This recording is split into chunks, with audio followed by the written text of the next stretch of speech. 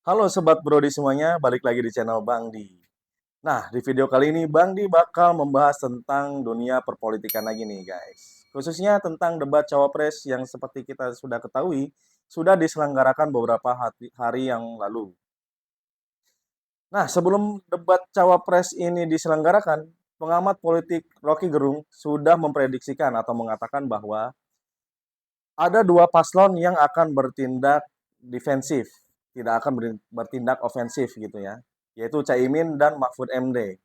Kenapa? Karena Caimin dan Mahfud MD bersikap ofensif atau menyerang, apalagi terhadap kebijakan-kebijakan yang sudah dilakukan dalam pemerintahan Jokowi, itu akan menjadi bumerang atau menjadi senjata makan tuan bagi keduanya.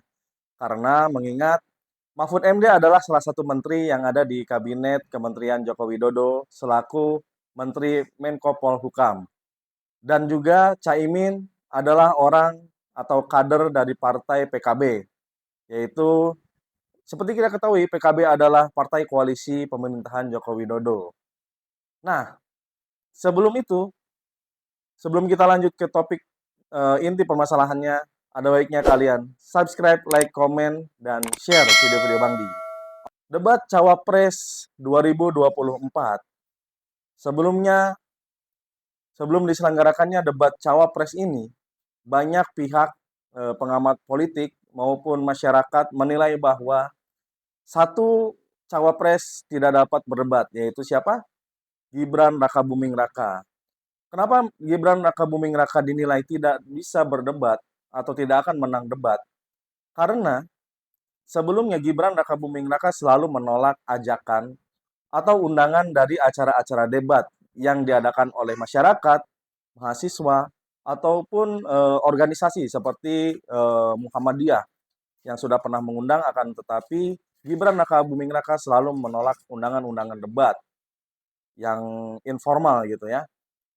Dan Gibran Rakabuming Raka menyebut bahwa dia hanya akan menghadiri debat-debat yang formal seperti debat KPU. Nah, siapa yang sangka sudah di underestimate, ternyata Gibran Rakabuming Raka ini dinilai ketika debat cawapres berlangsung mampu menguasai panggung, mampu menguasai perdebatan karena dia dapat mengcounter pertanyaan-pertanyaan yang diajukan oleh Caimin dan juga Mahfud MD.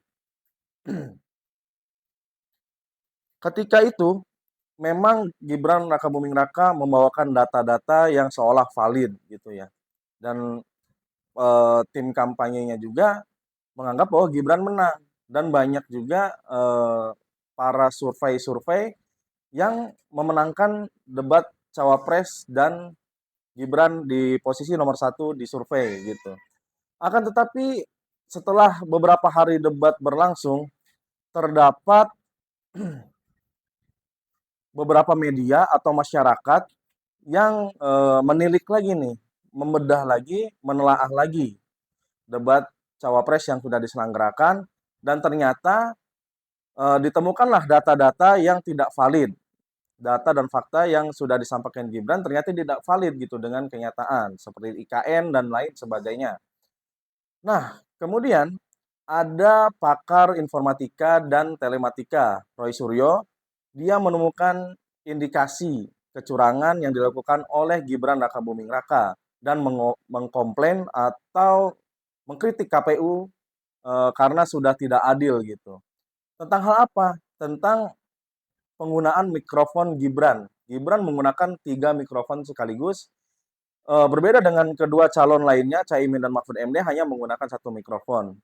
Kemudian, hal ini ditanggapi oleh KPU yang menilai bahwa Roy Suryo adalah tukang fitnah karena sudah memfitnah KPU tidak berlaku adil dalam debat cawapres yang sudah berlangsung.